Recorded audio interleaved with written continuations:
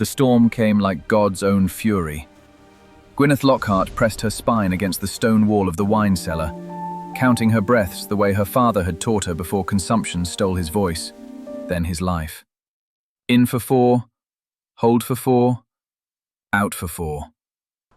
The darkness was so complete she couldn't see her own hands, even when she held them inches from her face. Water dripped somewhere to her left, a steady, maddening percussion that marked time she couldn't measure. 3 days, or was it 4? Her tongue stuck to the roof of her mouth. The pitcher they'd left her, mocking kindness from her captors, had run dry hours ago. Perhaps a day ago. Time moved strangely in the dark, stretching and contracting like a living thing. She tried to stay awake, tried to keep her mind sharp by reciting every herb in her father's pharmacopoeia, but sleep took her anyway, pulling her under into dreams where she could still hear the crash of hooves, the shouts of men, the moment her carriage lurched sideways on the moorland road. Think, she commanded herself. Stay present. The cellar smelled of damp stone and old wine, earth and rot. Her dress, once a respectable travelling costume of grey wool, clung to her skin, soaked through from the water seeping under the door. The storm had been raging for… how long? The thunder was constant now, a rolling growl that shook dust from the ceiling. She could taste it on her tongue, gritty and metallic. Her wrists ached where the ropes had been. They'd removed them yesterday, or whenever it was, once they were certain she couldn't escape. The door was oak, ancient and iron-banded. She'd felt every inch of it with her hands, searching for weakness, finding none. The walls were stone, the floor flagstone, the ceiling vaulted and too high to reach. A medieval undercroft, she'd determined. Northumberland was littered with them, remnants of peel towers and border keeps, fortifications from the reaving days when Scots and English had crossed these hills, stealing cattle and lives with equal enthusiasm. She'd been travelling to Rothwell Castle to take up her position as healer to the Baron's household when the men had stopped her carriage. She should have been afraid. Perhaps she had been, in those first moments when rough hands dragged her from the cab, when a cloth bag dropped over her head and the world went black. But fear was a luxury, and Gwyneth Lockhart had learned to survive on very little. The water was rising. She'd noticed it an hour ago, or what felt like an hour. The puddle near the door had been ankle-deep when she'd last checked. Now it reached her calves when she stood. The storm must have overwhelmed whatever drains this ancient cellar possessed. Or perhaps the burn nearby had overflowed its banks. She'd heard the roar of rushing water beyond the door, growing louder. In for 4, hold for 4, out for 4. If the water kept rising, she would drown in the dark, and no one would know where to find her body. She thought of her mother's last letter, still tucked in her reticule, wherever that had gone. You cannot run forever, Gwyneth. Come home. Let us repair what was broken. But home was Northumberland now, had been for the 3 years since she'd fled Edinburgh and the wreckage of her reputation. Home was a position in a baron's household, tending fevers and setting bones, living quietly on the edges of society where women like her belonged. Women who'd been engaged to respectable physicians. Women who'd discovered, too late, what kind of man wore a respectable face. The water touched her knees. Gwyneth stood, her legs cramping from hours of sitting. She waded to the door, pressed her ear against it. The storm's voice drowned everything, but she thought, yes, there were other sounds. Shouts? Hoofbeats? Or was that only hope making her mad? She pounded on the door with both fists, knowing it was useless. Her captors had never responded to her calls. She didn't even know what they wanted. They hadn't asked for ransom, hadn't questioned her, hadn't touched her beyond the initial violence of capture. They'd simply locked her here and left. Perhaps they'd meant to return and the storm had prevented them. Perhaps they'd planned to kill her and lost their nerve. Perhaps… The door shook. Gwyneth stumbled back, heart hammering. Not from inside, from outside. Something heavy struck the oak, once, twice. The iron bands groaned. She heard a man's voice, raw with effort, shouting words she couldn't distinguish over the storm's roar. "Here!" Her voice cracked, unused. "I'm here!" Another impact. The door shuddered in its frame. Wood splintered. A thin line of grey light appeared at the edge, the first light she'd seen in days, and Gwyneth lunged forward, pressing her face to the gap. "Please, I'm trapped!" "Stand back." The voice was cultured, commanding. English, not Scots. "Away from the door." She waded backward, nearly falling as her numb legs betrayed her. The water was at her thighs now, shockingly cold. Another tremendous crash, and the door burst inward, swinging wild on its hinges. Stormlight flooded the cellar, dim and grey but bright as noon after so long in darkness. Gwyneth threw up her arm, eyes burning. A man filled the doorway. She had an impression of height, of breadth, of a greatcoat black with rain. He carried a length of timber, the battering ram he'd used on the door. As her eyes adjusted, she saw his face, sharp-featured, pale, dark hair plastered to his skull. Blood ran from a cut above his left eye, mixing with rainwater. He was breathing hard, his chest heaving. Their eyes met. For a moment, neither moved. The storm raged behind him, wind whipping his coat. Water poured through the doorway in a torrent, swirling around Gwyneth's legs. She watched him take in the scene, the flooded cellar, her sodden dress, her tangled hair.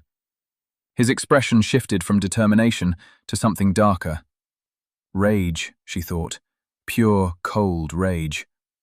"How long?" His voice was rough. I don't know. Days." He swore, a word she'd heard plenty of times in her father's surgery, tending to injured labourers, and threw down the timber. 2 strides brought him to her side. His hands closed on her arms, steadying her, and even through her soaked sleeves she could feel the warmth of him, the solid reality of human contact after so long alone. "Can you walk?" "I think so." "Good." He didn't release her. "The burn has overflowed. This whole ruin will be underwater within the hour. We need to move." Gwyneth's legs chose that moment to give out. She would have fallen if he hadn't caught her, one arm sweeping under her knees, the other around her back. He lifted her as if she weighed nothing, though she knew she didn't. 3 days without food had seen to that. "Put your arms around my neck," he ordered. She obeyed, too weak to argue. And then he was carrying her through the doorway into the storm. The world exploded into sensation. Rain lashed her face, cold and sharp as needles. Wind tore at her hair, yanking it free from what remained of her pins. The sky was the colour of bruises, roiling with clouds so low she felt she could touch them. Thunder cracked directly overhead, and she flinched against the man's chest. "It's all right," he said, though she barely heard him. "I've got you." They were in the courtyard of a ruined castle. She glimpsed broken walls, an empty archway, crumbling towers against the violent sky. Water rushed past their legs, knee-deep already, brown with peat and debris. He waded through it with grim determination, heading for higher ground. His breathing was laboured now. The cut on his forehead bled freely, and she realised with a physician's eye that he'd been injured before he ever reached the cellar door. "You're hurt," she said, or tried to say. Her voice was barely a whisper. "So are you." They reached the edge of the courtyard where the ground sloped upward toward the moor. A horse waited there, a massive grey gelding saddled but wild-eyed with fear. It tossed its head as they approached, hooves dancing. The man, the Baron, it had to be Baron Rothwell himself, who else would be searching for her in this godforsaken place, spoke to the animal in low, soothing tones. "Easy, Atlas, easy now." He lifted Gwyneth into the saddle with remarkable strength for a man who was clearly exhausted. She gripped the pommel, swaying. The world tilted, and she thought for a moment she might faint. Then he was behind her, his body solid and warm at her back, one arm wrapped around her waist to hold her steady. "Hold on," he said against her ear, and spurred the horse forward. They rode into the teeth of the storm. She woke to firelight and pain. Every muscle in Gwyneth's body screamed protest as consciousness returned. She was lying on something soft. A bed, she realised with distant surprise, under layers of blankets that pressed down like stones. The air smelled of wood smoke and lavender, and somewhere nearby a fire crackled. She tried to sit up, and immediately regretted it. "Don't," the voice came from her left. "You'll tear the stitches." Stitches. Gwyneth turned her head, moving carefully. A man sat in a chair beside the bed, his face in shadow. As her eyes adjusted, she recognized him. The man from the storm, though he looked different now. Cleaned, dry, wearing a white shirt open at the collar and dark trousers. The cut above his eye had been bandaged. His hair was dark brown, almost black, and longer than was fashionable, curling slightly at his collar. His face was all angles, sharp cheekbones, a strong jaw, a nose that had been broken at least once. Not handsome exactly, but arresting, the kind of face that demanded attention. "You're Baron Rothwell," she said. Her voice was still hoarse. "Alaric." He leaned forward slightly into the firelight. His eyes were grey, she saw, storm grey. "And you're Gwyneth Lockhart, late of Edinburgh, trained by Dr. James Lockhart, and supposed to be taking up residence in my household 3 days ago. You were looking for me?" Obviously. There was something in his tone, not quite anger, but close to it. Gwyneth studied him more carefully. He looked exhausted, she realized. Deep shadows under his eyes, lines of strain around his mouth. He held his left shoulder stiffly, as if it pained him. "You're injured," she said. "More than just the cut on your head. Your shoulder, and you're favoring your left leg." His expression didn't change. "You're observant." "I'm a healer. It's my profession." She tried to sit up again, more slowly this time. Pain lanced through her side and she gasped, "I told you not to move." But his hands were already there, supporting her, adjusting the pillows behind her back with surprising gentleness. "You have 3 cracked ribs, multiple contusions, severe dehydration, and what I suspect is mild hypothermia. You also had a fever when we arrived. It broke this morning." Gwyneth stared at him. "This morning? How long have I been?" 2 days. 2 days. She'd lost 5 days total then. The thought made her dizzy. Or perhaps that was the fever, still lingering in her blood. "Who treated me?" she asked. "I did." Alaric sat back, wincing slightly as he moved. "My housekeeper, Mrs. Bramwell, assisted. We have no doctor in the immediate area. The nearest is in Wooler, 15 miles south. I sent for him, but with the storm damage to the roads, he won't arrive for several more days." "You stitched me yourself?" "I've had practice." His tone was flat, discouraging questions. "You had a deep laceration on your left thigh, probably from being thrown against something in the carriage when they took you. It was already showing signs of infection. I cleaned it, drained the abscess, and closed it. The stitching is adequate, not elegant." Gwyneth looked down at herself, realizing for the first time that she was wearing a nightgown, fine linen, certainly not hers, and that her left leg was heavily bandaged beneath the covers. Her ribs were wrapped as well. Someone had bathed her, dressed her, tended her with care while she lay unconscious. Heat rose in her cheeks. "That was... You have my thanks, Lord Rothwell." "Alaric," he corrected. "And I'm a baron, not a lord. The distinction matters in Northumberland." "Alaric, then." She met his eyes. "Thank you. For finding me. For..." She gestured vaguely at herself, at the room, at everything. "For this." Something shifted in his expression, a crack in the cold facade.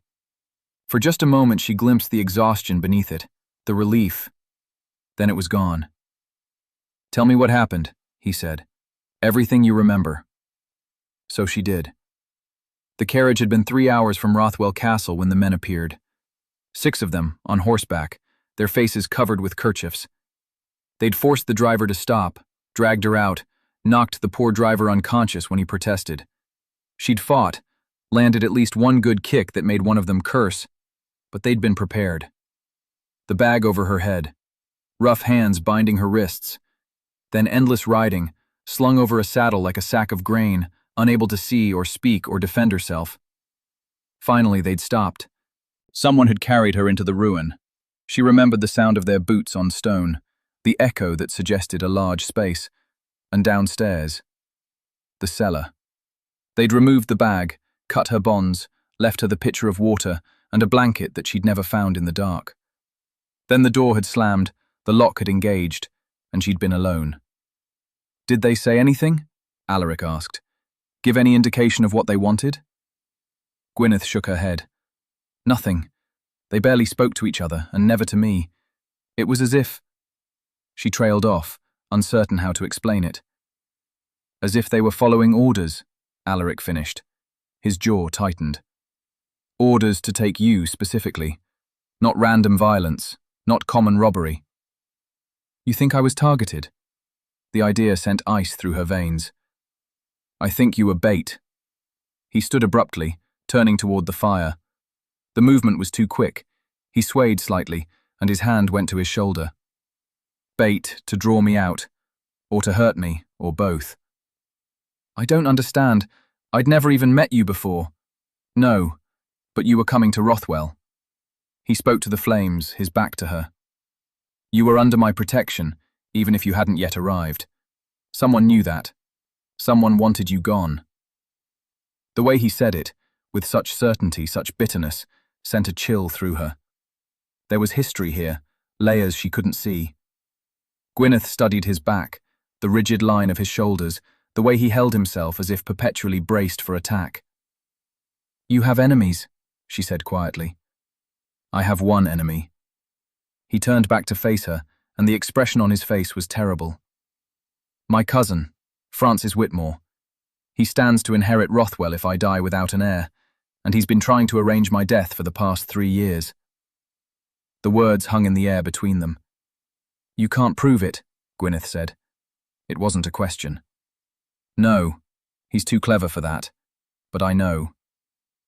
Alaric moved to the window, pulling aside the heavy curtain to look out at the night. "The fire in the stables that killed my steward. The rockfall on the north path that nearly crushed me. The tainted meat that poisoned half my household. My wife." His voice caught. He stopped, visibly gathering himself. "My wife's carriage accident. 3 years ago. The wheel was sabotaged. I found the marks myself afterward. But by then she was dead, and Francis had been in Newcastle when it happened. Or so he claimed." Gwyneth's breath caught. "I'm sorry." "Don't be. She was pregnant. They both died." He let the curtain fall, plunging the room back into firelight. "I've been careful since then. I don't travel alone. I test my food. I trust very few people. But this, taking you, locking you in that cellar to die, that's a new strategy. Indirect, deniable. Francis can claim he knew nothing about it, that it was merely unfortunate timing, a random attack on a traveller. Except you found me." Gwyneth watched him carefully. "How?" For the first time, something like a smile touched his mouth. It didn't reach his eyes. "I'm an amateur scholar of ancient ruins," he said. "Have been since I was a boy. I've mapped every castle, every tower, every fortification within 30 miles of Rothwell. I know them all, their histories, their structures, their hidden places. When you didn't arrive and I learned your carriage had been found abandoned on the Moor Road, I started searching. Old Garrick's Keep was the closest ruin with a cellar intact enough to serve as a prison. I went there first." "Lucky for me." "No, logical." But his voice softened slightly. "Though the storm was bad luck for both of us. If I'd been an hour later—" He didn't finish. Gwyneth didn't need him to. An hour later, she would have drowned. They both knew it. Silence settled between them, broken only by the fire's crackle. Outside, she could hear wind against the windows. The storm had passed, but autumn weather was turning harsh this far north. Gwyneth found herself studying Alaric's face, noting the intelligence in those grey eyes, the weariness, the carefully controlled pain. A wounded warrior, yes, but also something else. A man who'd been alone too long. A man who'd lost too much. "Your shoulder," she said abruptly. "Let me look at it." He blinked, surprised. "You're hardly in a condition to—" "I'm in a condition to do my job." Gwyneth pushed the blankets aside, ignoring her body's protests. "You said yourself I have cracked ribs, not broken ones. I can move. And you're clearly in pain, which means you're hurt worse than you're admitting." "It's nothing," It's not nothing, or you wouldn't be holding it like that. She swung her legs over the side of the bed, testing her weight. Her thighs screamed, but the stitches held. Good. His work really was adequate, if not elegant. Come here. Sit in the light. For a moment, she thought he might refuse. Then, with visible reluctance, he crossed to sit in the chair beside the bed. In the firelight, she could see him properly for the first time, and what she saw made her breath catch. He was younger than she'd thought, perhaps 32 or 33, though grief had aged him. And beneath the exhaustion, beneath the pain and the weariness, he was striking. Not in the classical sense, but in the way a hawk is striking, all fierce lines and intensity. The shirt, she said, keeping her voice professional. I need to see. He hesitated, then began unbuttoning. As he pulled the shirt free, Gwyneth saw the damage.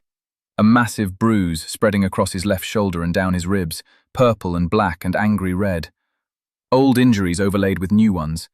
She could see the ghost of older scars too. A long white line across his collarbone, smaller marks on his arms. What happened? She asked, her fingers gentle as she examined the bruise. He flinched when she pressed carefully at the edges. Horse threw me, yesterday riding back from Garrick's Keep. His voice was tight. I was careless. The storm spooked him. Atlas? No, my other gelding, Mercury. He's young, not fully trained. I shouldn't have taken him out in those conditions, but he was faster and I was... He stopped. Desperate, Gwyneth finished. To find me. He said nothing. She continued her examination, testing the range of motion in his shoulder, checking for signs of dislocation or fracture. Her fingers found swelling, heat, resistance. Not broken, she decided, but badly strained, possibly torn muscle. He'd ridden for hours like this, then battered down a door, then carried her out. On a damaged shoulder. Idiot, she thought. Brave idiot. You need to rest this, she said aloud. Completely. No riding, no lifting, nothing strenuous for at least 2 weeks. Impossible. It's not a suggestion. Miss Lockhart, it's not a suggestion, Alaric. She used his given name deliberately and saw his eyes narrow. You've torn something in the rotator cuff. If you keep using it, you risk permanent damage. You could lose function in this arm entirely. That got through to him. She saw the calculation in his eyes, the weighing of risks. 2 weeks, he said finally. After that, we'll see. She sat back, suddenly aware of how close they were. His chest was bare, her hands still rested on his skin. Heat flooded her cheeks. I'll need to make a poultice. Arnica, comfrey, perhaps some of that lavender I smell. Do you have an herb garden? A still room? My late wife did. His voice had gone flat again. Mrs. Bramwell maintains it. She can show you tomorrow, when you're stronger. Tomorrow I'll be working. This is what I do. He pulled his shirt back on, his movements careful. You're recovering from trauma. You need rest. So do you. We'll rest together. The words came out wrong, too intimate. Gwyneth felt heat rise to her face again. I mean, I'll work on my recovery while treating you. We can help each other. Alaric's eyes met hers, and for a moment something passed between them. Understanding, perhaps. Recognition. 2 people who'd survived things that should have killed them. 2 people who knew how to endure. All right, he said quietly. We'll help each other. Outside, the wind howled, but in this room, beside the fire, Gwyneth felt something she hadn't felt in 3 years. Safe. It wouldn't last. She knew that. There was an enemy out there, someone who'd tried to kill her, who'd tried to kill Alaric. They would try again. But for now, for this moment, she let herself feel it. Safe. The household at Rothwell Castle was smaller than Gwyneth had expected. Mrs. Bramwell, the housekeeper, was a sturdy woman in her 50s with kind eyes and capable hands. She'd been with the family for 30 years, she told Gwyneth, had delivered Alaric himself when his mother went into labour early during a winter storm. She spoke of him with fierce protectiveness and obvious affection. The young master, never his lordship, as if title mattered less than the boy she'd raised. Thomas, the groundskeeper, was silent and grey-haired, a former soldier who'd lost his left hand at Sebastopol during the Crimean War. He managed the estate's remaining lands, much reduced from what they'd once been, Gwyneth gathered, and the few animals they kept. He nodded to her once, a gesture of acceptance, and thereafter treated her as part of the household. There was Mary, a girl of perhaps 16, who served as maid-of-all-work, and old Samuel in the stables, whose age Gwyneth couldn't begin to guess. That was all. 5 people, plus herself and Alaric, rattling around in a medieval castle designed to house hundreds. The poverty was genteel but unmistakable. Fine furniture in rooms where the ceiling plaster had cracked, good silver on a table that needed refinishing.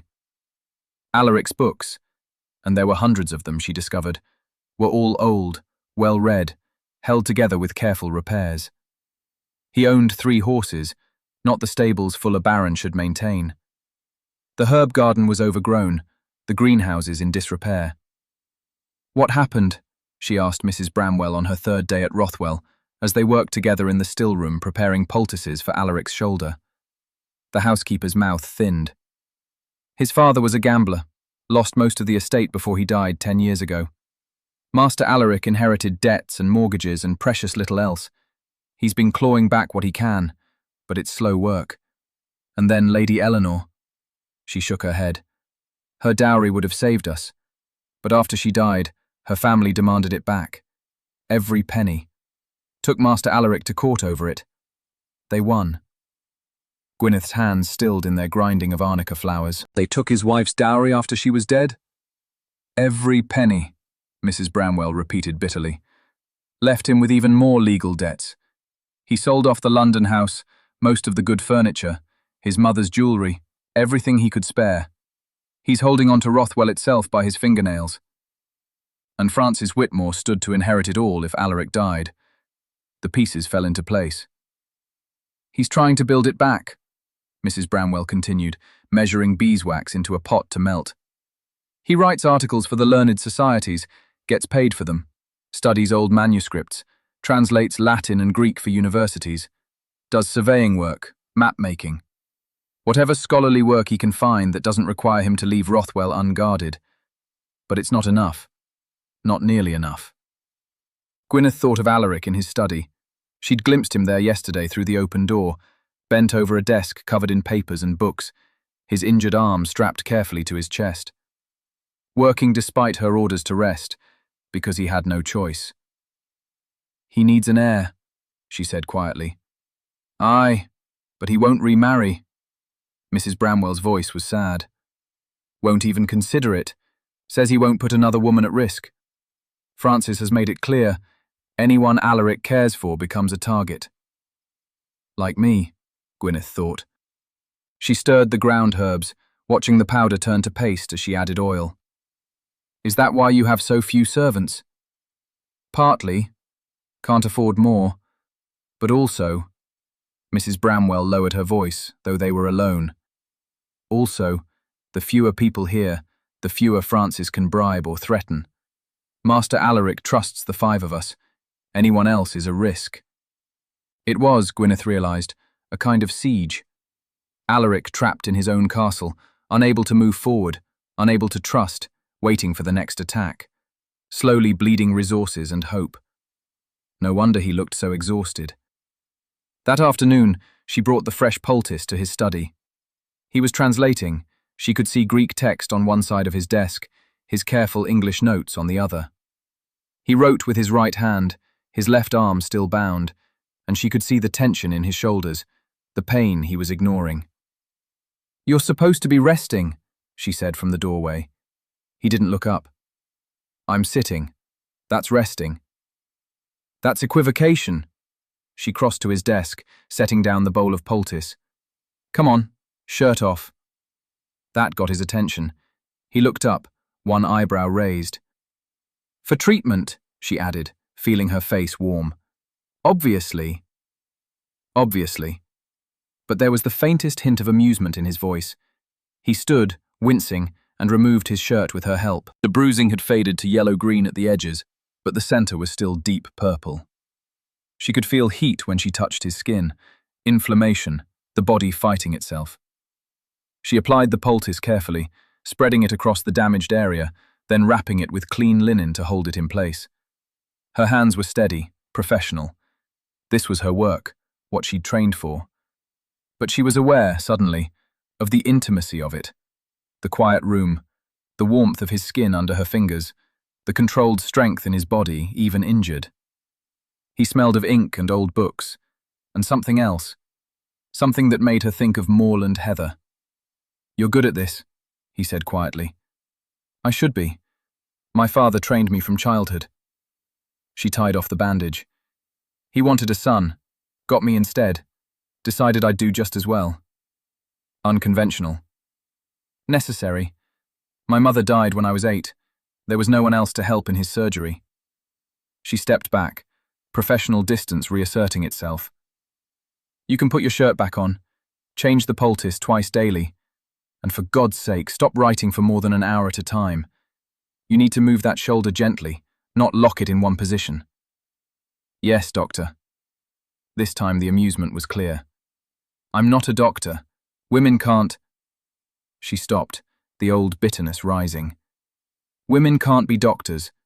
We can only be healers, nurses, midwives. The university wouldn't accept me, no matter what my father said." Alaric pulled his shirt back on carefully. "Edinburgh? How did you—" Of course he knew. He'd looked into her background before hiring her. "Yes, Edinburgh. I applied twice, was rejected twice, for being female." The words tasted like ash. "Their loss." She looked at him sharply, expecting mockery or empty platitudes, but his expression was serious.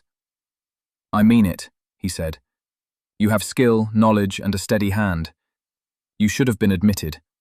The fact that you weren't says nothing about your abilities and everything about their prejudice." Something in Gwyneth's chest loosened. When was the last time someone had said that to her? When was the last time someone had seen her skill rather than her gender, her past, her mistakes? "Thank you," she said quietly. He held her gaze for a moment longer, then turned back to his desk. "What were you translating?" she asked, drawn despite herself to the papers. "Galen, medical text." He shifted the pages so she could see. "A Roman physician, 2nd century. I'm working on a new translation for the Royal College of Physicians. They pay well, and the Latin is soothing." Gwyneth leaned over his shoulder, reading. The Greek was beyond her, but she could follow his English translation. Observations on inflammation, on the humours, on treatment of wounds. Much of it was outdated now. Modern medicine had moved beyond the 4 humours, but the attention to detail was remarkable. "He writes like a healer," she murmured. "Someone who truly observed his patients. He was a gladiator's physician first, learned to treat trauma." Alaric's finger traced a line of text. "This section here, he's describing what we'd now call sepsis. He knew that wounds needed cleaning, that corruption spread from dirty injuries. 1700 years ago he knew that, and we forgot it until recently."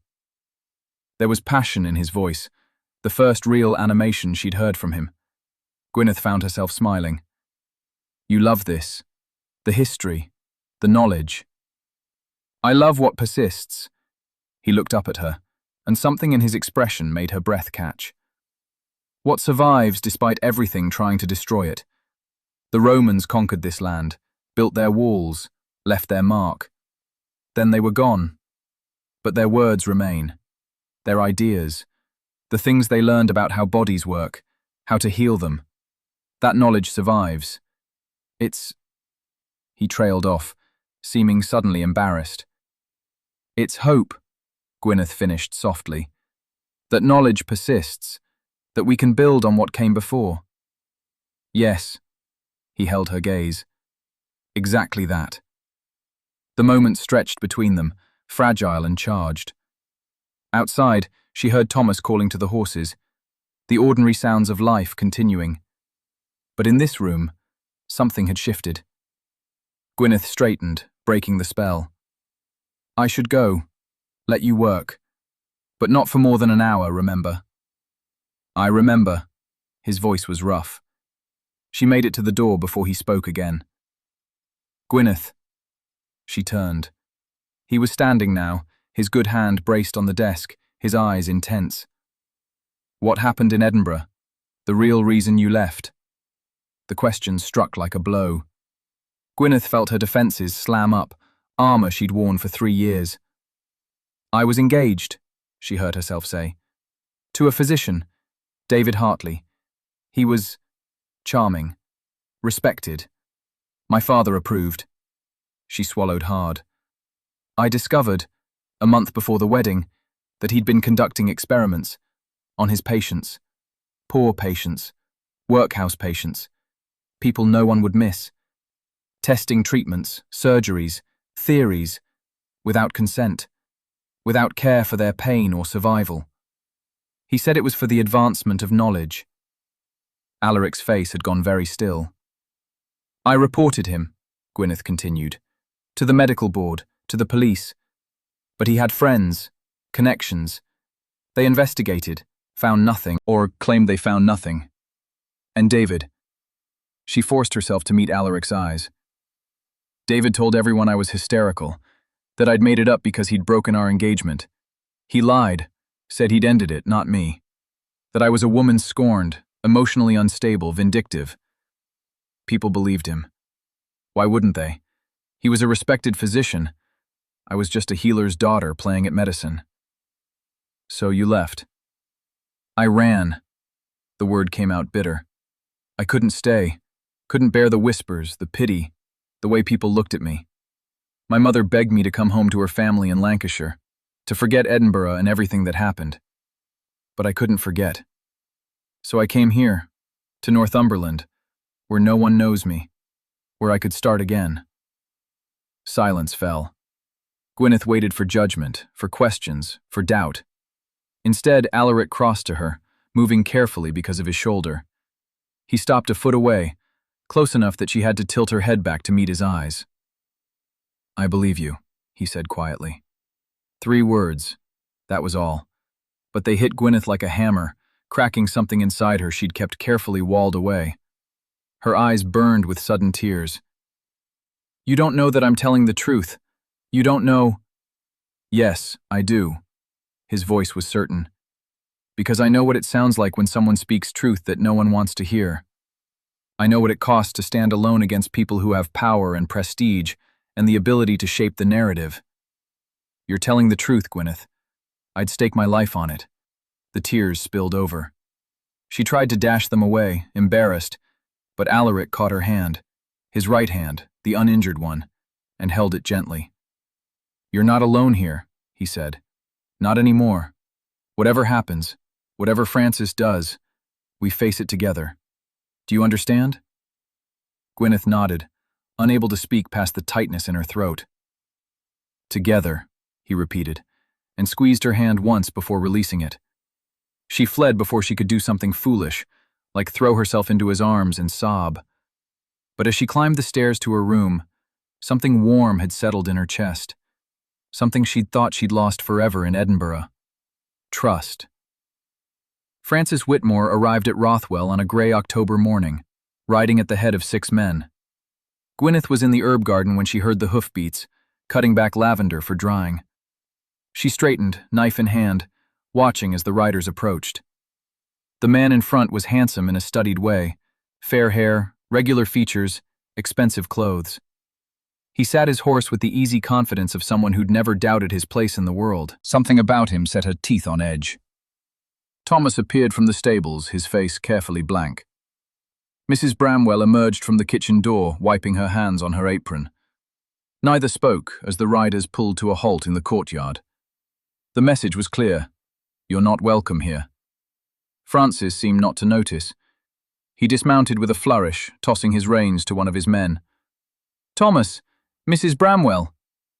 His voice was jovial, false. How good to see you both. Is my cousin at home? Master Alaric is in his study, Mrs. Bramwell said stiffly. I'll inquire if he's receiving. Oh, don't trouble yourself, we're family. You'll wait. Alaric's voice cut across the courtyard like a blade. He stood in the main doorway, his left arm no longer bound but held carefully. His face was cold, expressionless. Until I decide whether to let you in. Francis's smile didn't waver, but something ugly flashed in his eyes. Now, cousin, is that any way to greet family? Family doesn't try to kill family. Alaric descended the steps slowly, and Gwyneth saw the subtle way he positioned himself. Between Francis and the household, his weight balanced, ready for violence. What do you want? To check on your welfare, of course. I heard about the unfortunate incident with your new healer. Such a terrible thing. Francis's gaze swept the courtyard, landing on Gwyneth. His eyes narrowed. But I see she survived. How fortunate. Gwyneth felt her skin crawl under that gaze. She set down her basket of lavender, suddenly very aware of the knife still in her hand. Yes, Alaric said flatly. Very fortunate. Almost as if someone knew exactly where to find her. I'm sure I don't know what you mean. Don't you? Alaric took another step forward. Old Garrick's keep. Specifically the wine cellar, locked from the outside, the only key hanging in plain sight on a nail by the door. Someone who knew the ruin well might know that. Someone who'd explored it as a boy, perhaps. Someone who used to hide there during family visits, until I found all your secret places and dragged you out. Francis's smile thinned. Ancient history, cousin. Is it? Because it seems to me that whoever took Miss Lockhart knew exactly which cellar would hold her securely, which door would be hardest to break through, which ruin was close enough to the moor road, but far enough from Rothwell to buy time. Alaric's voice was deadly quiet. They knew because they'd been there before, because they'd planned it carefully. You're paranoid, Alaric. You always have been, since Eleanor. Don't. The word cracked like a whip. Don't say her name. For a moment, violence hung in the air between them. Francis's men shifted uneasily. Thomas's hand moved to the shovel leaning against the stable wall. Mrs. Bramwell's face had gone white. Then Francis laughed, a false, brittle sound. This is exactly what I mean, cousin. You've become obsessed with the idea that I'm your enemy. It's unhealthy. I came here today to make you an offer, a generous offer, to purchase Rothwell from you, save you the burden of maintaining it, allow you to start fresh somewhere else, with enough money to live comfortably, perhaps even remarry. His gaze flicked to Gwyneth again, meaningful. But I can see you're in no state to discuss business rationally. I will never sell Rothwell to you, not for any amount. You say that now, but how long can you hold out, truly? Francis gestured at the castle, at the signs of genteel poverty visible even from the courtyard. Another year? 2? The debts keep mounting, cousin. One more disaster, one more expense, and it will all crumble. Why not accept the inevitable with grace? Because Rothwell is mine, my inheritance, my responsibility, my home. You'll have it over my dead body. Well, Francis's smile turned sharp. If you insist. The threat was naked now, undeniable. Alaric didn't flinch. Get off my land. I'm leaving, but think about my offer, cousin. It's better for everyone if this ends cleanly. Francis remounted, gathering his reins. His eyes found Gwyneth once more, and she felt that crawling sensation intensify. Miss Lockhart, do take care. The roads around here are so dangerous. Accidents happen all the time. Then he was spurring his horse, his men following, riding back down the drive in a clatter of hooves and arrogance. Gwyneth's hands were shaking. She set down the knife before she could drop it. Is he always like that? She asked, her voice not quite steady. No. Alaric's face was still cold, but she could see the tension in his jaw, the white-knuckled grip of his right hand. Usually he's more subtle. That was a message. What kind of message? That he's getting impatient. Mrs. Bramwell had come to stand beside them, her face grim.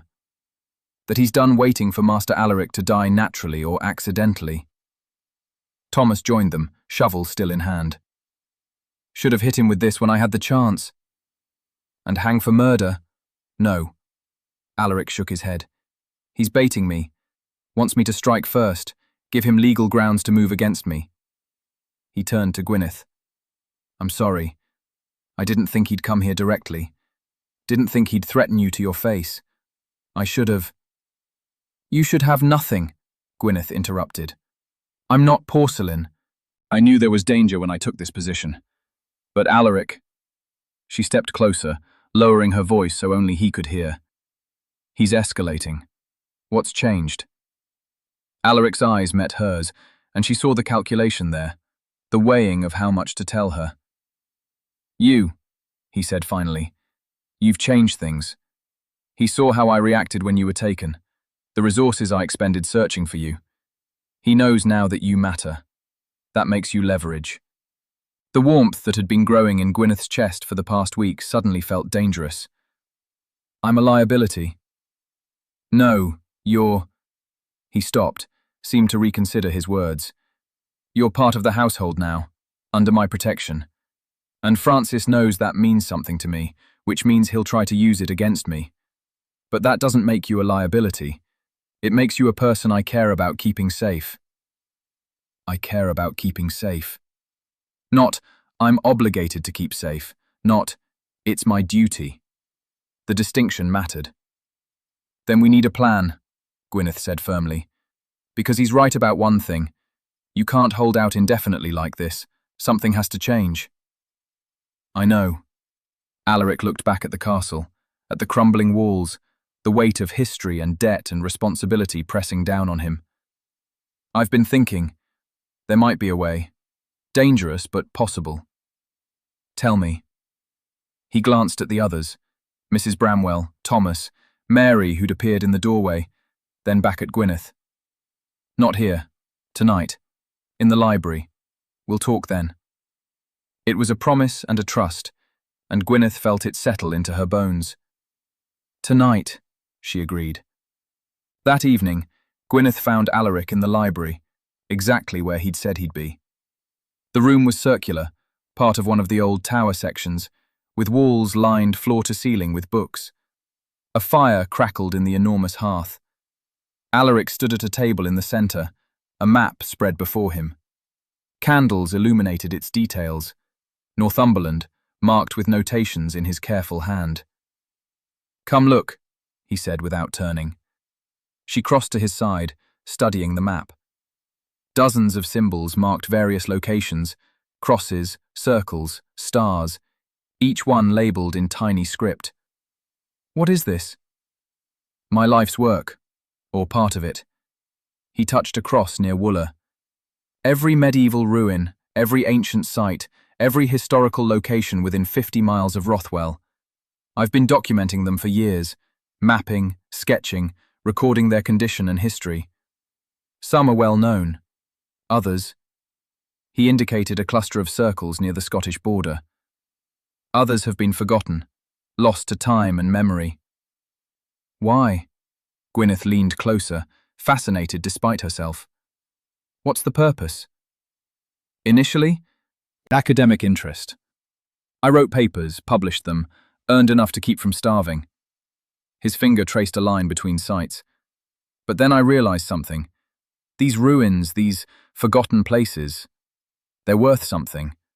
Not just to scholars, but to collectors, antiquarians, museums, Americans building country houses and wanting authentic British history to display. Understanding dawned. You're selling them? Not the ruins themselves. I don't own most of this land. But the artifacts inside them. Carved stones, ancient weapons, Roman coins, medieval manuscripts. Things that have been lying forgotten in cellars and crypts for centuries. Things no one knows exist except me. He met her eyes. Things that could keep Rothwell solvent for years. That's brilliant. And it was. But also dangerous. If Francis discovers... He won't. I'm careful. I take only what won't be missed, sell through intermediaries in London and Edinburgh, Keep meticulous records hidden where he'll never find them. Alaric's hand pressed flat against the map.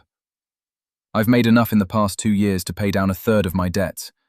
Another 2 years, maybe 3, and I'll be clear.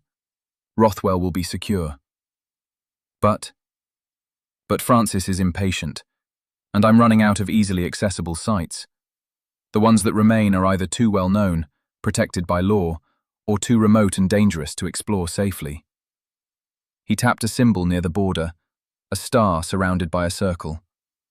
Except for this one. Gwyneth looked closer. The notation read, Blackmere Priory, dissolved 1539. Reports of Undercroft intact. Possible manuscript cache. A monastery? She asked. A small one, yes. Augustinian canons. It was wealthy before the dissolution, owned lands in both England and Scotland, played both sides during the border wars. When Henry VIII seized it, the prior supposedly hid the monastery's treasures before the king's men arrived. They were never found. You think they're still there? I think it's possible. The priory ruins sit on land that's changed hands a dozen times.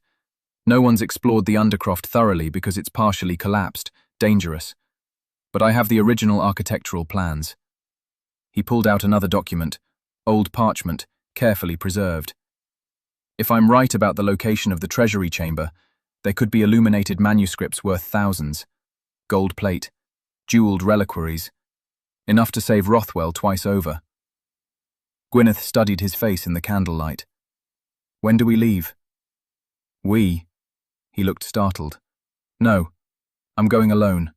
It's too dangerous. Yes, which is exactly why you need someone with you. Someone who can treat injuries if the Undercroft collapses on you, or you fall, or any of a dozen other disasters that could occur. She crossed her arms. You can't use your left arm properly yet. It's healing, but not healed. You need help. I can take Thomas. Thomas has one hand.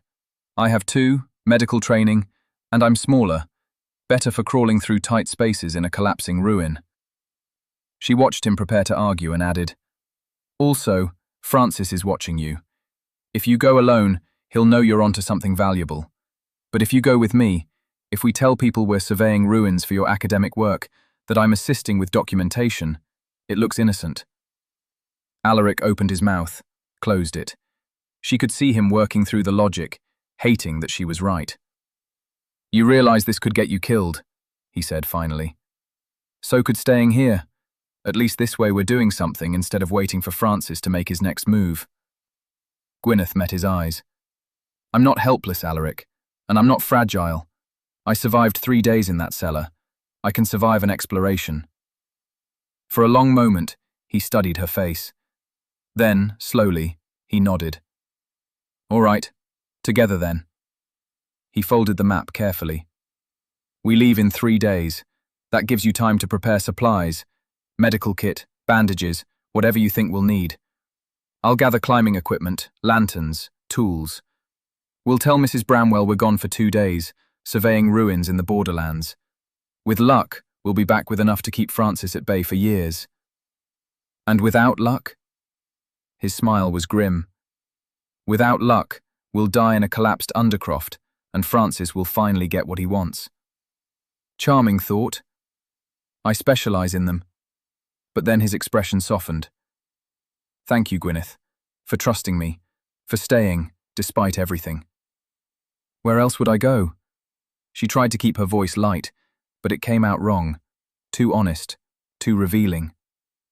Alaric stepped closer, near enough that she could see the flecks of darker grey in his eyes, the shadows under them, the tiny scar on his cheekbone she'd never noticed before. Anywhere, he said quietly. You could go anywhere. Back to Edinburgh, to your mother in Lancashire, to London where your skills would be valued. You don't have to stay in a decaying castle with a half-bankrupt baron and his enemies circling like a raven. Maybe I like ravens, Gwyneth said. Her heart was hammering. Maybe I'm tired of running. Maybe... She trailed off, unsure how to finish. Maybe, he prompted. Maybe I found something here worth staying for. The words hung between them, weighted with meaning she hadn't intended to reveal. Alaric's breath caught. His good hand came up, hesitated, then gently tucked a strand of hair behind her ear. The touch was feather light, but it sent electricity through her. "Gwyneth," he said, and her name in his voice was a question, a prayer, a warning. She should step back. She knew she should. This was her employer, a man pursued by death, a situation that could only end badly. She'd sworn after David that she'd never be vulnerable again, never give someone power to hurt her. But when Alaric's hand cupped her cheek, when he looked at her like she was something precious and impossible, all her careful defenses crumbled. "If I kiss you," he said roughly, "I won't be able to pretend this is just employer and healer. Won't be able to keep my distance. And you'll be in even more danger than you already are." "Then it's fortunate," Gwyneth whispered, "that I'm done with distance." She rose on her toes and kissed him. For a heartbeat, he froze. Then his arm came around her waist, pulling her close, and he kissed her back with a desperation that stole her breath. It wasn't gentle. It was need and fear and 3 years of loneliness breaking like a dam. His mouth was hot, demanding, and she met him with equal intensity, her hands fisting in his shirt.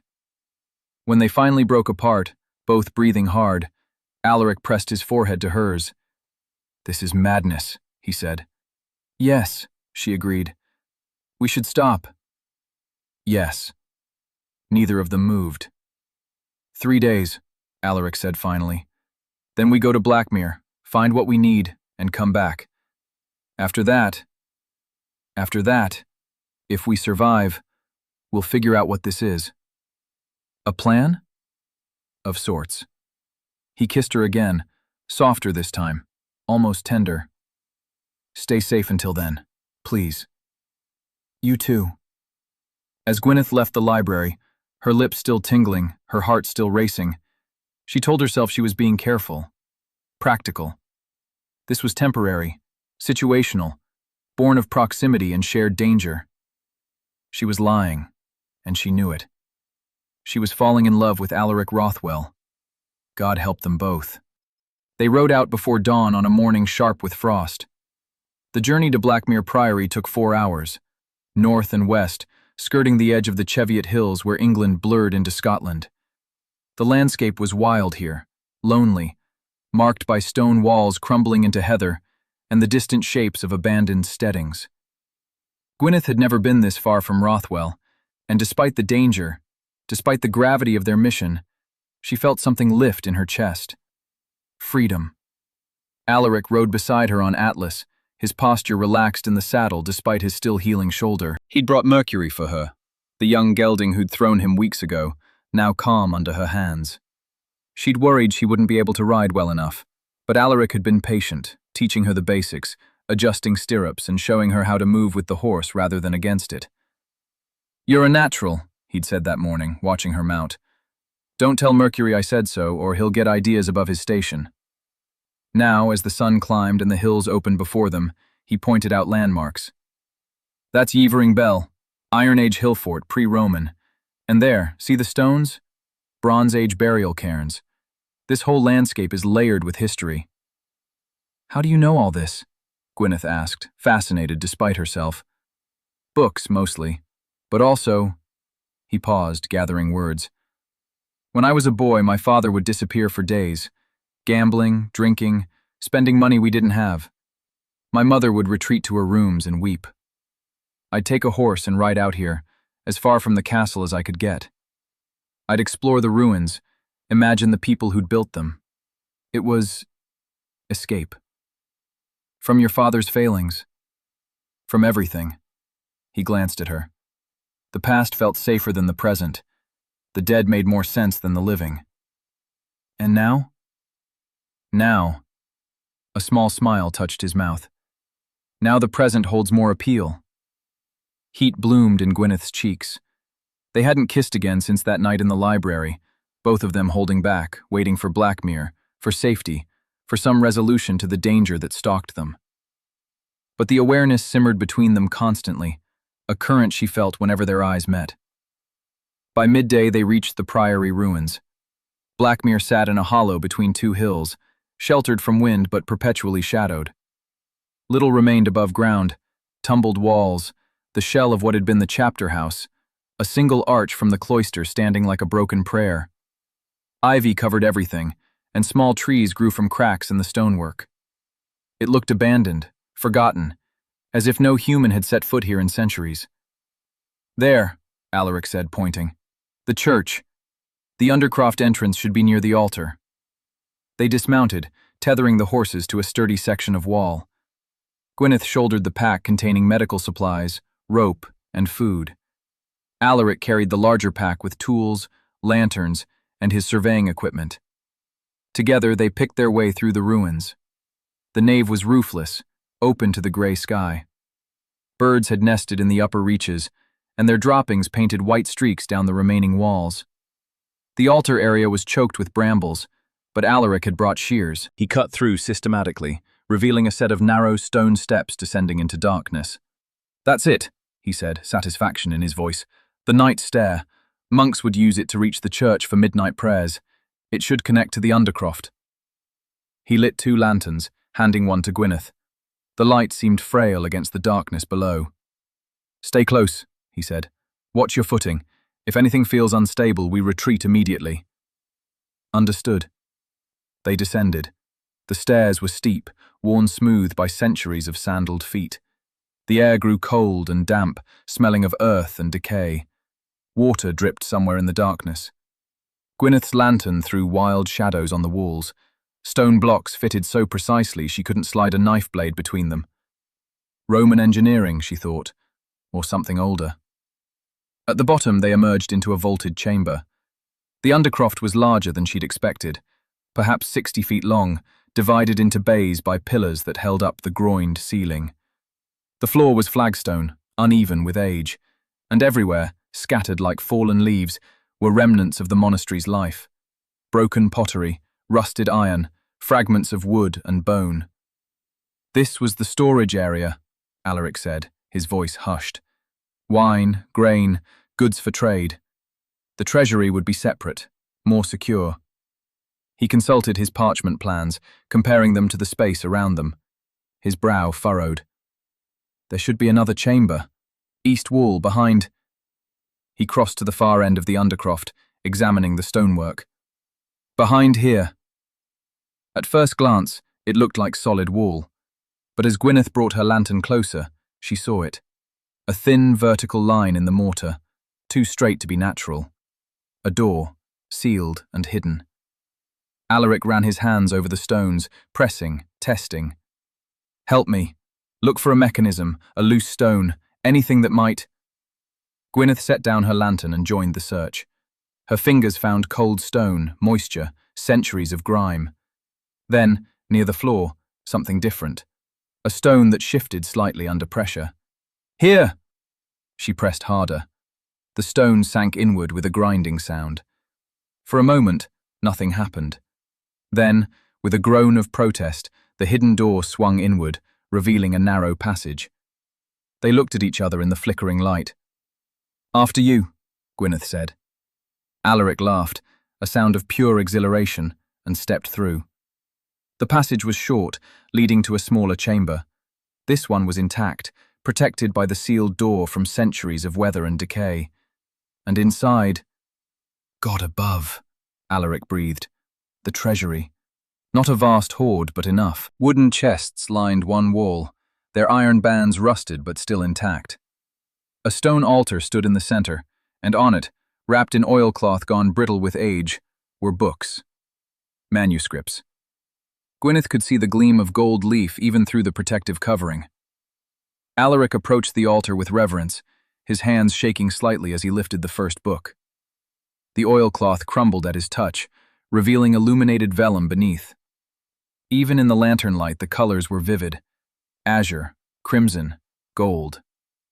A full-page illumination showed Christ in majesty, surrounded by the symbols of the 4 evangelists. "It's a gospel book," Alaric said hoarsely. 12th century, Lindisfarne School. This alone is worth— He trailed off, overcome. Gwyneth moved to the chests, trying the lids. Locked, but the locks were old, fragile. She found a stone and struck one. It broke and she lifted the lid. Silver. Church plate, tarnished black but intact. Chalices, patens, candlesticks. And beneath them, wrapped in rotted silk, coins. Gold nobles, each stamped with the Tudor rose. "Alaric," she said quietly. "We found it. All of it." He joined her, staring into the chest. His face in the lamplight showed wonder, relief, and something close to grief. "It's enough," he said. "More than enough. Rothwell is saved." They should have been celebrating. They should have been triumphant. Instead, Gwyneth felt cold seep into her bones. Something was wrong. The air in the chamber felt thick, oppressive. And was that? "Do you hear that?" she asked. Alaric's head came up, listening. Then his face went white. "Out, now!" The sound she'd heard was stone grinding on stone. The hidden door was closing. They ran. Alaric reached the door first, throwing his weight against it. Too late. It shut with a boom that echoed through the undercroft. He pushed, heaved, but it didn't budge. "The mechanism," Gwyneth said. "The stone I pressed was a trap. The door seals from inside." Alaric's voice was carefully controlled, but she could hear the edge of panic beneath it. "I should have known. The monks wouldn't have left their treasure unguarded. There has to be a way to open it from inside. There might be, or we might be sealed in a tomb." The words hung in the air. Gwyneth felt her chest tighten. The cellar at Garrick's Keep flashed through her mind. The darkness, the rising water, the certainty of death. Not again. God, please, not again. "Breathe," Alaric said, and she realized he was in front of her, his hands on her shoulders. "We're together this time. We have light, tools, supplies. We'll find a way out." "What if we don't? Then we die in a 12th century treasury surrounded by priceless art.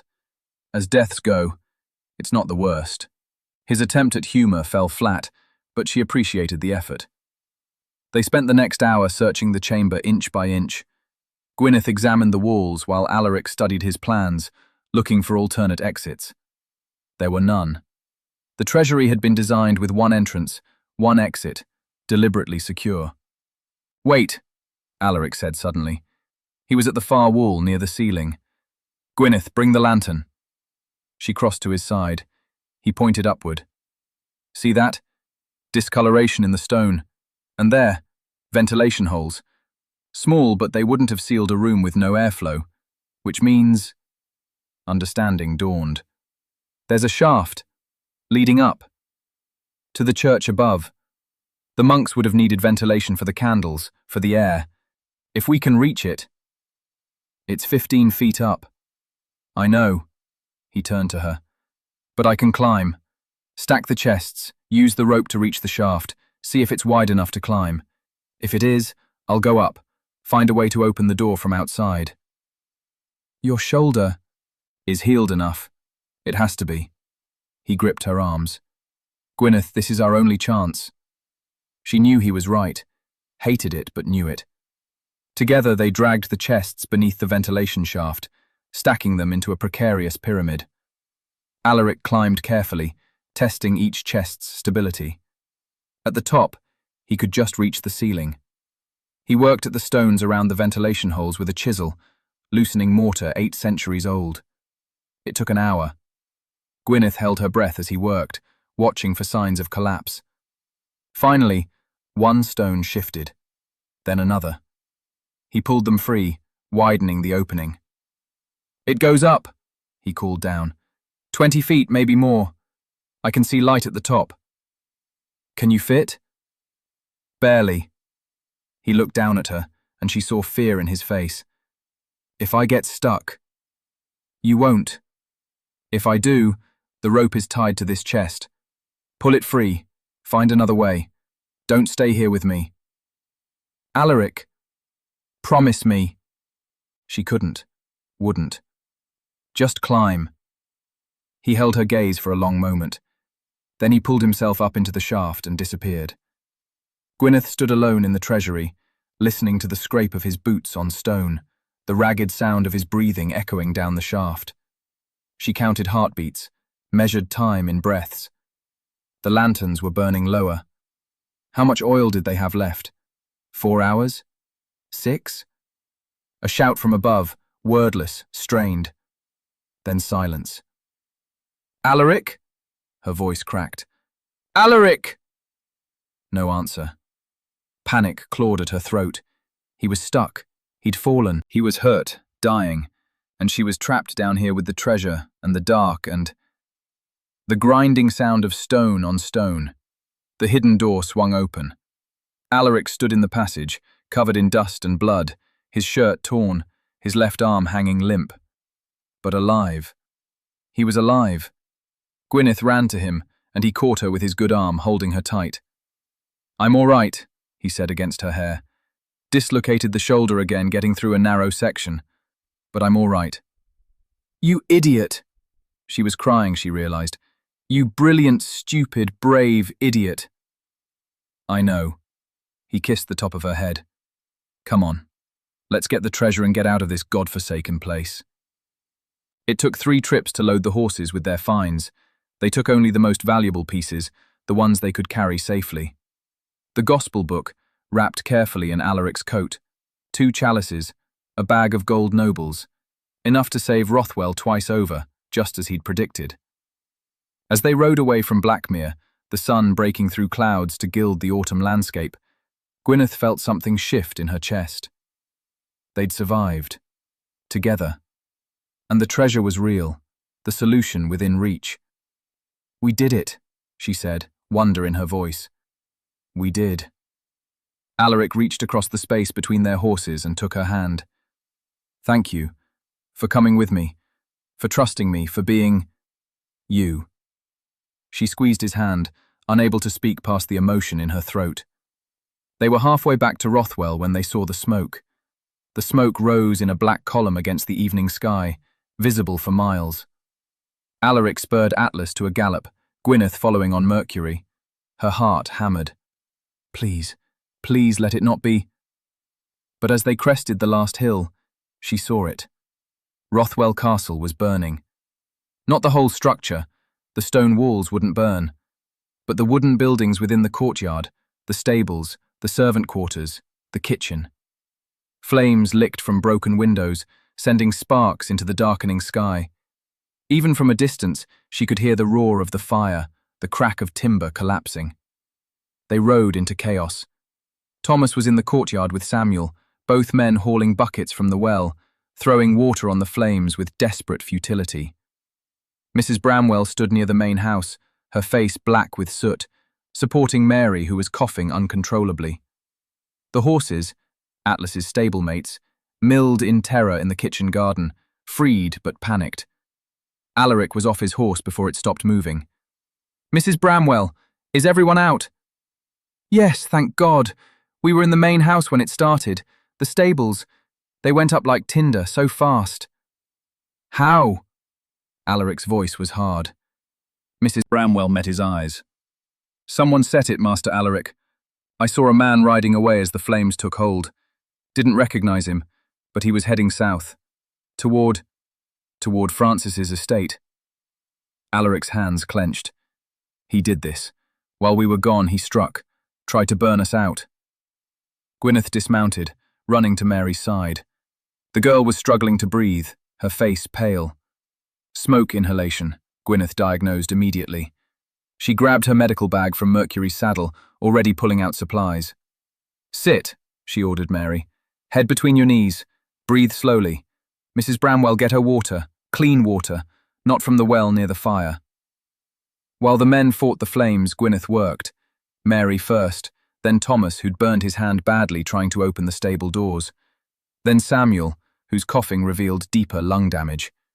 She moved from patient to patient with focused efficiency, the way her father had taught her. This was what she knew.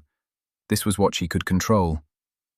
The fire burned for 3 hours before they finally contained it. By then, the stables were gone, just blackened stone and smouldering timber. The servant quarters were gutted. The kitchen would need complete rebuilding, but they'd saved the main house, and no one had died. Small mercies. Near midnight, Gwyneth found Alaric standing in the ruins of the stables, staring at the destruction. His face was black with soot, his clothes scorched. His left arm hung limp again. He'd aggravated the shoulder fighting the fire. He looked like a man who'd aged a decade in a day. She approached quietly, touching his uninjured arm. "Come inside," she said gently. "Let me tend your shoulder. You'll do no good standing here." "3 horses," he said, his voice hollow. "Dead. Burned alive because I wasn't here to save them." "That's not—" "Yes, it is." He turned to face her, and the anguish in his eyes cut her to the bone. "I left. Went treasure hunting while Francis burned my home. While he killed innocent animals, terrorized my people. This is my fault. This is Francis's fault. He's a monster. And I'm the fool who gave him the opportunity." Alaric's good hand gestured at the ruins. "Look at it. Years of work, what little I'd managed to restore, gone in an afternoon. The money from Blackmere will rebuild the stables, but then what? Francis will just strike again, and again, until there's nothing left to burn. Then we stop him. How? We have no proof, no witnesses willing to testify. Even if we did, he has connections, money, lawyers. I'm a bankrupt baron with enemies in Parliament. Who do you think the courts would believe?" Gwyneth wanted to argue, to offer solutions, but he was right. The system was rigged against them, had been from the beginning. Men like Francis didn't face consequences. They bought their way out, threatened their way clear, smiled while the world burned. "I'm so tired," Alaric said quietly. "Tired of fighting, tired of losing. Maybe I should just sell to him, take whatever he offers and leave. Let him have Rothwell. Let him win." "You don't mean that." "Don't I?" He looked at her. "What's the alternative? Keep fighting until he kills someone I care about? Until he hurts you?" His voice broke on the last word. "I couldn't survive that, Gwyneth. Not again." She understood then. This wasn't just about the fire, the destruction. This was about Eleanor, about 3 years of grief and guilt, about the fundamental unfairness of a world where the cruel prospered and the good suffered. "Come inside," she said again. "Please." This time, he followed. In his study, she made him sit while she examined his shoulder. Dislocated again, as she'd suspected. She gave him whiskey, 3 fingers, neat, and then, while he braced himself, she manipulated the joint back into place. He went white, but didn't cry out. "Hold still," she said, and wrapped his shoulder and arm carefully, immobilizing it. "No using this for at least a month. I mean it, Alaric. You keep dislocating this joint and you'll have permanent damage." "It doesn't matter." "It matters to me." Their eyes met.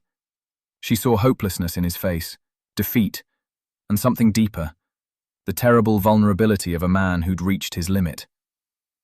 "I don't know what to do anymore," he whispered. "Tell me what to do." Gwyneth took his face in her hands. "You survive," she said fiercely. "That's what you do. You survive another day, and another, and another.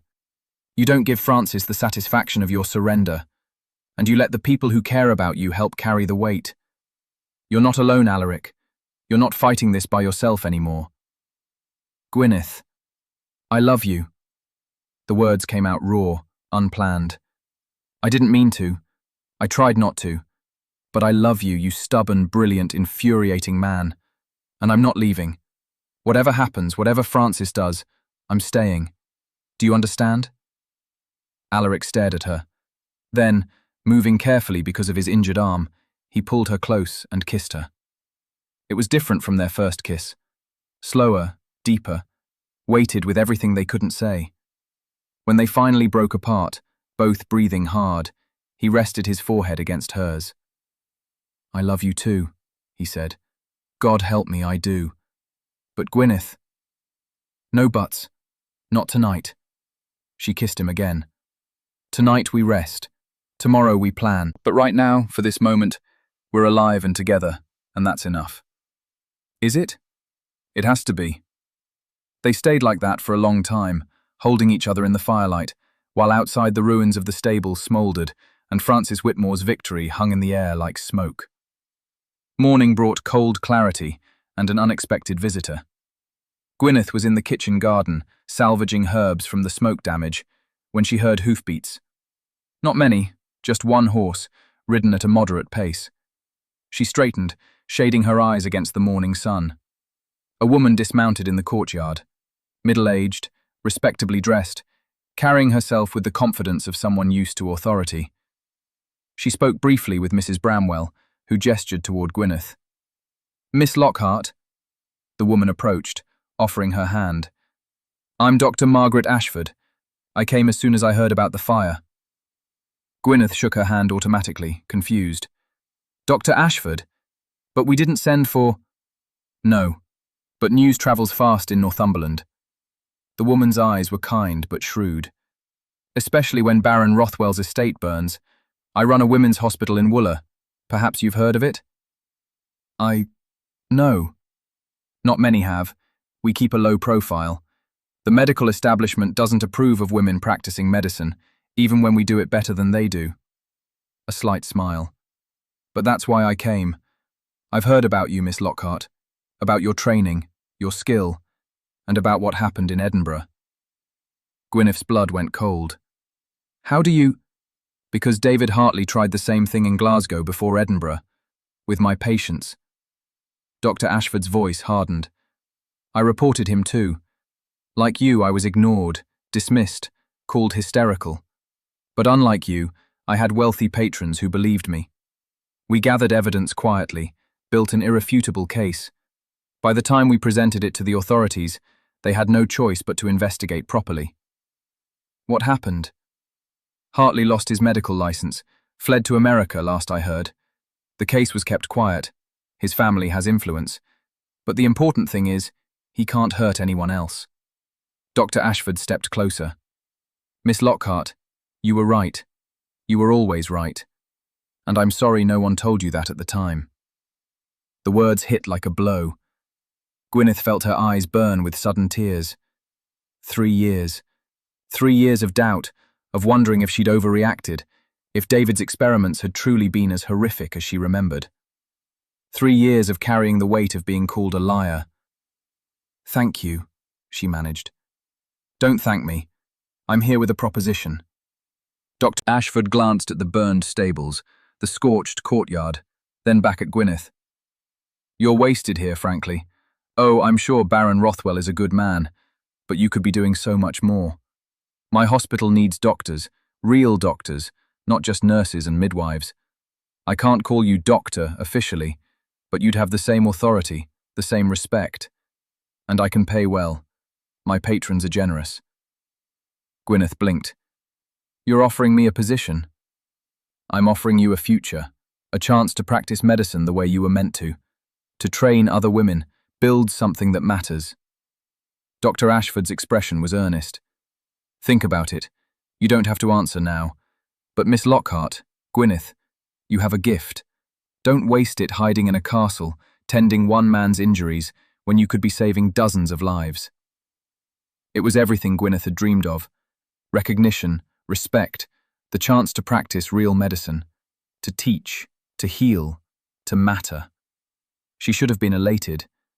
Instead, she felt hollow. "I'll think about it," she heard herself say. "Thank you, Dr. Ashford." "Margaret, please, come visit the hospital when you have a chance. See what we're building. Then decide." She remounted, gathering her reins. "And Miss Lockhart, whatever you choose, know that you're valued. What you did in Edinburgh took courage. Don't let anyone convince you otherwise." She rode away, leaving Gwyneth standing in the garden, her mind spinning. Alaric found her there an hour later, still holding the basket of herbs, staring at nothing. "Gwyneth?" He approached carefully, his arm still bound. "What's wrong?" She told him. Everything. About Dr. Ashford, about David Hartley's fate, about the offer. As she spoke, she watched his face close, saw him retreat behind walls she'd thought they'd broken down. "You should take it," he said when she finished. What? The position. It's exactly what you wanted, what you deserve. His voice was flat, careful. You'd be foolish not to. But nothing. He turned away, ostensibly examining the damage to the kitchen wall. You said it yourself when you first arrived. You came to Northumberland to start over, to practice medicine. This is your chance to do that properly, not just patch me up and make poultices for a dying estate. Rothwell isn't dying. We have the treasure, we can rebuild. The treasure buys us 6 months, maybe a year, then Francis will strike again. Alaric's shoulders were rigid. You saw what he did. He's not going to stop. And I can't protect you, can't keep you safe while fighting him. If you go to Wooler, to Dr. Ashford's hospital, you're out of his reach. You're safe. Understanding crashed over her. You're pushing me away. I'm being practical. You're being a coward. The word came out sharp, angry. You're so terrified of losing someone else that you're trying to drive me away before Francis can hurt me. But Alaric, I'm not Eleanor. I'm not fragile. I'm not... I know you're not. He spun to face her, and the anguish in his eyes stopped her cold. I know you're strong, capable, brave, but that doesn't make you immortal. If Francis decides you're the best way to hurt me, and he will, he already has, he'll come for you. He'll take you, hurt you, maybe kill you. And there won't be another convenient cellar for me to find you in, no easy rescue. He'll make sure of it. So I'm just supposed to leave? Abandon you? You're supposed to survive, to live the life you deserve, not the one I've trapped you in. His voice broke. Please, Gwyneth, take the position. Go to Wooler, be safe. And you'll what? Stay here alone, fighting Francis until he finally wins? If that's what it takes to keep you alive, yes. She wanted to hit him, wanted to shake him, wanted to scream. Instead, she set down the basket of herbs very carefully and walked away. She spent that night in her room, mind churning. Dr. Ashford's offer was generous, genuine. She could have everything she'd worked for, respect, position, purpose. She could practice medicine properly, train other women, build something lasting. All she had to do was leave Alaric. Alaric, who'd saved her life, who'd believed her when no one else would, who'd made her feel safe for the first time in 3 years, who looked at her like she was something precious and impossible and necessary all at once. Alaric, who was trying to push her away because he loved her. Damn the man. Near midnight, unable to sleep, Gwyneth descended to the library. She found it empty but for the dying fire. Alaric's map was still on the table, his notes scattered around it. She studied his careful handwriting, the annotations marking every ruin, every site, every piece of history he'd preserved. This was his life's work, his purpose, his passion. And Francis was systematically destroying it, piece by piece. Unless... An idea crystallized in her mind. Dangerous, possibly insane, but possible. She spent 3 hours reviewing Alaric's papers, tracing connections, building a plan. By dawn, she had it. Not perfect, not safe, but viable. If it worked, they could neutralize Francis permanently. If it failed, well, she'd survived worse than failure. She found Alaric at breakfast, eating mechanically, his face haggard. I'm not taking the position, she announced without preamble. He looked up, startled. Gwyneth! I'm not taking it because I have a better plan, a way to stop Francis permanently. There is no... Yes, there is. She pulled out the papers she'd gathered, spreading them on the table. Francis wants Rothwell. Fine. We give it to him. Alaric stared. Have you lost your mind? Hear me out. We sell him the estate, publicly, legally, for a token amount. We make a show of your defeat, your bankruptcy forcing you to surrender. Francis gets what he wants. And we get what? Homeless, penniless. We get him off guard.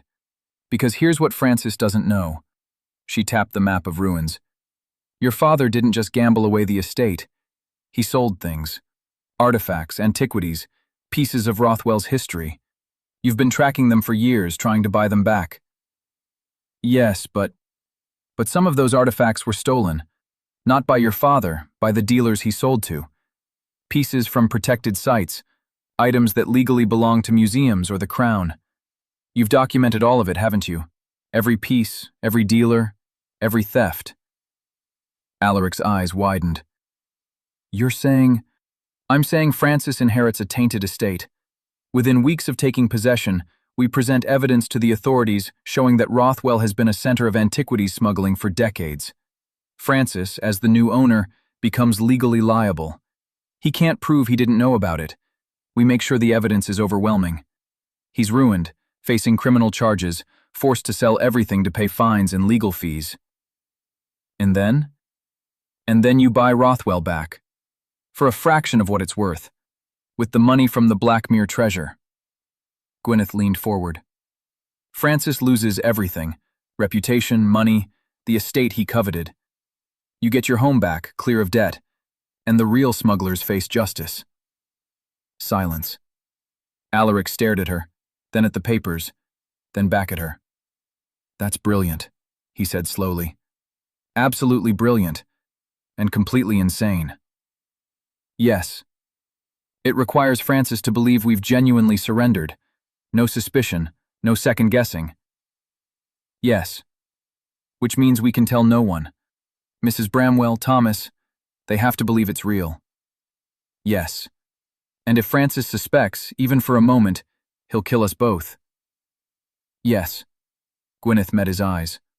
I know the risks. But Alaric, this could work. This could end him. He stood, circling the table, thinking. She watched calculations play across his face, probabilities, contingencies, dangers. Finally, he stopped in front of her. If we do this, he said quietly, and we survive, will you marry me? Her breath caught. What? I'm not asking because I think I own you, or because society demands it. I'm asking because I want to spend whatever life I have left loving you. Building something with you. But I won't trap you here if you don't want. Yes. The word burst from her. Yes, you impossible man. Yes.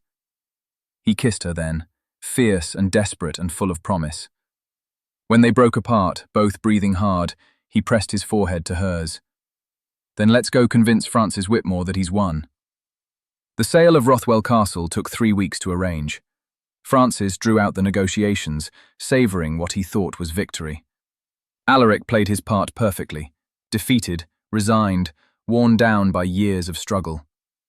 He signed papers with shaking hands, his face a mask of controlled despair. Gwyneth stood beside him, silent, her own performance equally convincing. Mrs. Bramwell wept. Thomas stared at nothing. Even Mary seemed to understand that something terrible was happening. Only Samuel, ancient and half-deaf in the stables, seemed indifferent. But then, Samuel had survived 3 owners of Rothwell. He'd probably survive 3 more. On the day Francis took possession, he arrived with fanfare, a coach, servants, a solicitor to witness the transfer. He stood in the courtyard, looking up at the castle walls with naked triumph. "Thank you, cousin," he said to Alaric, his voice thick with false sympathy. "I know this must be difficult, but you're doing the right thing. Rothwell needs an owner who can restore it to glory." "I'm sure you'll take excellent care of it," Alaric said flatly. "Oh, I will. I have such plans." Francis's gaze swept the ruins of the stables, the damaged courtyard. "First, rebuild what you let burn. Then expand. New stables, a proper carriage house, perhaps a conservatory. I may even host the Duke of Northumberland. Wouldn't that be something?" "Something," Alaric agreed. Gwyneth watched Francis preen, resisting the urge to plant her fist in his smug face. Soon, she told herself, justice was coming. They left that afternoon, riding north with what little they could carry. To the world, they were homeless, ruined. In reality, they were heading to a small cottage Alaric owned near the Scottish border, legally separate from Rothwell, overlooked in Francis's conquest. It was modest, isolated, perfect for what came next. The trap was set. Now they waited for it to spring. It took 5 days. Gwyneth was in the cottage garden when a rider appeared, one of Thomas's friends from Wooler, a man they'd trusted with the truth. He carried a newspaper, folded to show the headline, "Baron arrested in antiquities smuggling scandal." She ran inside, thrusting the paper at Alaric. Together they read, "Francis Whitmore, newly installed Baron of Rothwell, has been arrested following revelations that the Rothwell estate was used for decades as a centre of illegal antiquities trading. Evidence presented to authorities includes documentation of stolen artifacts, correspondence with known smugglers, and physical proof found on the estate. Baron Whitmore denies all knowledge, but faces serious criminal charges. Legal experts suggest he may be forced to forfeit the estate to pay restitution." Alaric looked up, his eyes bright. "It worked." "It worked," Gwyneth breathed. They held each other, laughing and crying at once, the tension of weeks finally breaking. It had worked.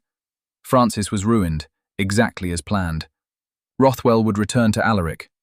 They'd won. 3 months later, Gwyneth stood in the Rothwell chapel, restored now, the roof repaired, the windows cleaned, wearing a simple dress of cream silk. Dr. Margaret Ashford stood beside her, having agreed to serve as witness and friend. Mrs. Bramwell had decorated the space with winter greenery and white candles. Alaric waited at the altar in his best coat, Thomas and Samuel flanking him like grey-haired sentinels. His left arm moved stiffly. It would always be weaker, a reminder of their adventures. But his smile was broad and genuine. As Gwyneth walked down the aisle, she thought of the cellar at Garrick's Keep. The darkness, the water, the certainty that she would die alone and forgotten. And then Alaric, appearing like something from a story, battering down the door to save her. They'd saved each other, she realized, again and again, and they'd keep doing it, for whatever years they had left. The ceremony was brief, the words familiar. When Alaric kissed her, she tasted happiness, strange and unfamiliar and precious beyond measure. Outside, snow was beginning to fall.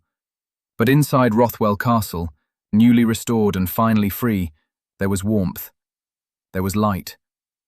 There was home. 6 months later, Gwyneth stood in what had been Lady Eleanor's stillroom and was now her laboratory. The space was unrecognizable, cleaned, organized, filled with equipment she and Alaric had acquired from Edinburgh and London. She was working on a paper, collaborating with Dr. Ashford, documenting herbal treatments for sepsis. It would be published under both their names, academic proof that women could contribute to medical knowledge. Alaric appeared in the doorway, covered in dust from the east wing where he was overseeing repairs. "Come with me," he said. "I want to show you something." She followed him to the library, their favorite room, where they spent evenings reading aloud to each other, discussing translations and medical theories and plans for the future. He led her to the map table, where a new chart was spread. "I've been thinking," he said, "about what comes next. The estate is solvent now, more than solvent, actually. Francis's trial revealed hidden assets we've been able to claim, so I have a proposal." "I'm listening." "We've been focused on preserving the past. What if we also build for the future?" His finger traced the map, indicating various points near Rothwell. "A hospital here, on estate land. Built properly, modern facilities, open to everyone regardless of ability to pay. With you as chief physician. We could partner with Dr. Ashford, create a network of women's hospitals across Northumberland." Gwyneth's breath caught. "That would cost a fortune." "We have a fortune.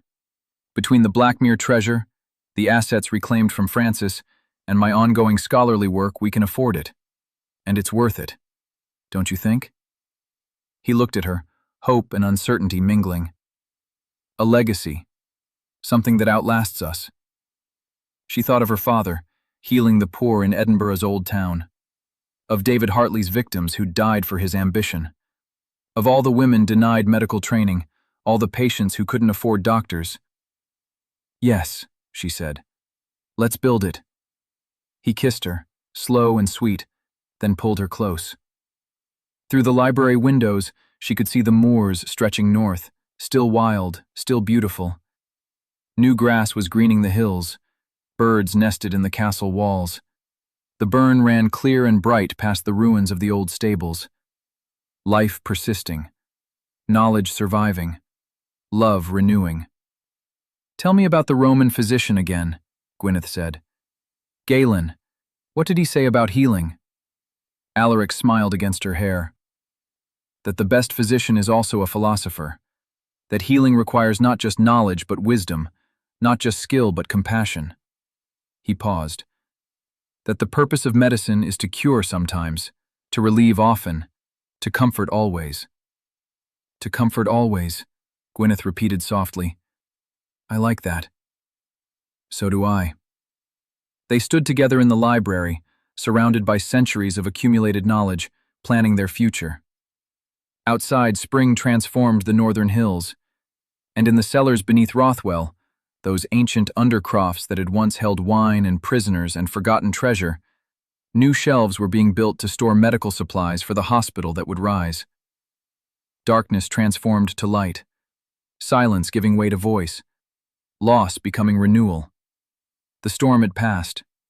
The rebuilding had begun. And in a castle on the Northumberland moors, two healers were choosing hope.